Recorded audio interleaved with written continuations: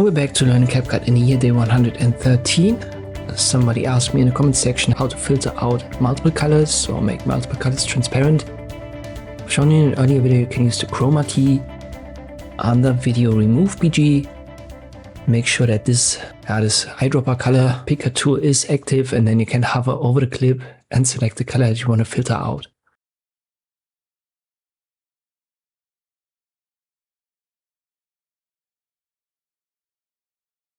Problem is when you use it again to filter out a second color, it's going to override the first one.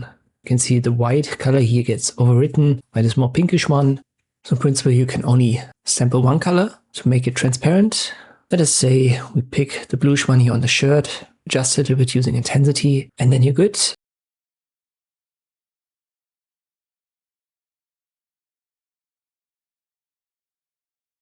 And you also want to filter out a second color.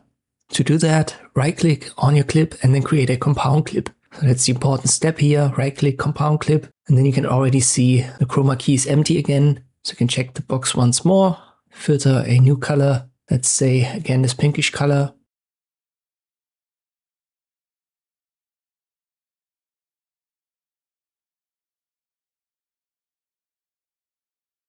Let me import the original and you can see the bluish color is gone. And also this pinkish color right here, we filtered both out.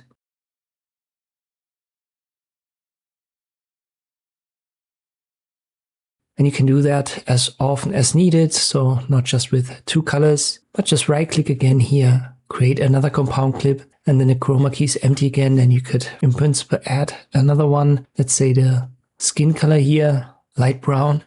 And there you go. So this is the principle to use. If you've got multiple colors that you want to make transparent, simply right click on your clip and then create this compound clip. It's going to empty the chroma key and you can do it again. Hope this video was helpful. Thank you for watching and I'll see you next time.